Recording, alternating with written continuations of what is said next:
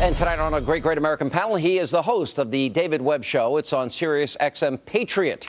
David Webb is here. He is a Democratic pollster, Fox News contributor. Doug Schoen is back. She, a former speechwriter for Secretary of State Condoleezza Rice, National Review columnist Elise Jordan is here. Guys, good to see you. Good to see you. Good to see you. 500 and what, 12, 13 points today. The Dow goes down.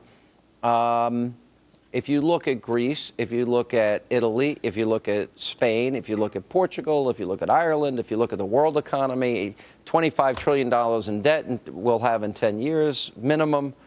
You know what? It's getting a little scary out there. I think it shows this huge, scary unrest with the massive amount of debt that European countries have and can't reasonably repay in any amount of time, and the U.S. too. And it's really troubling when we think about the next generation and how we're going to even start to pay for this. You know, look, Doug, I've been saying and laying out here, and it's interesting because I'm watching like independents in this country. When you follow independents closely, I do. And you follow the Tea Party closely. I do. I love the Tea Party. They were principled in this debate, and I think they are recognizing the real root cause of the problem. I want a solution that's going to solve the problem. But for cut, cap, and balance, none of them hit it.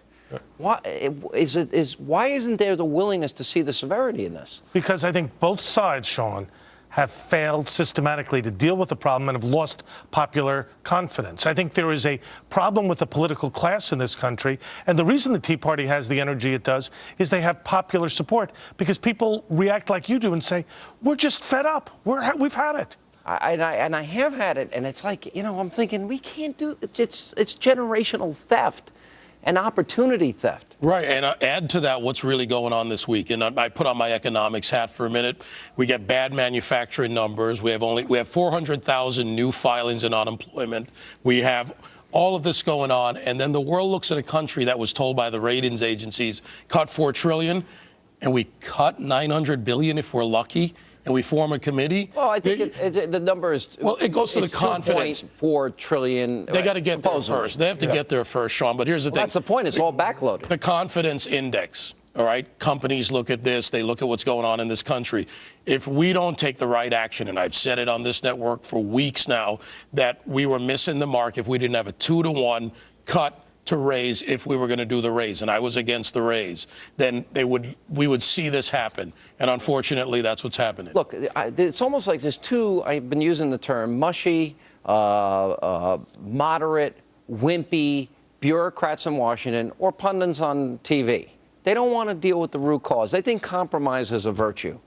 And compromise could be a virtue to a point, but sometimes you just got to say, no, we need a real solution. It's a radical problem that needs, you know, real cuts to deal with it. Well, I just think that, unfortunately, this has been building for decades. And so we really aren't going to have any kind of short-term solution. And it's just going to take a long time to really address all of this systematic failing. But it's never been. And also this culture of entitlements. We haven't addressed Social Security, Medicaid, Medicare.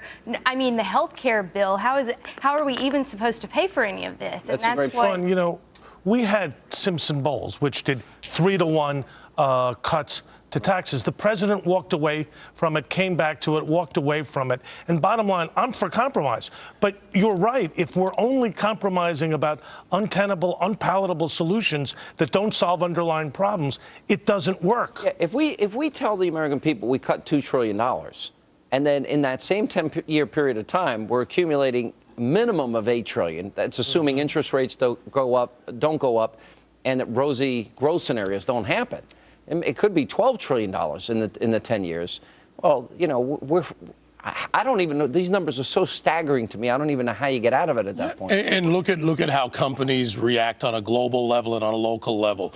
They look at the fact that we don't take that self-imposed austerity that I've been calling for, make the cuts. On top of that, we don't change the behavior. To your point, Washington has not changed its behavior, and legislation that hampers growth, taxation, uncertainty, Dodd-Frank, add all these things together, and an administration that, frankly, is not going to do anything but borrow us into simple suggestion.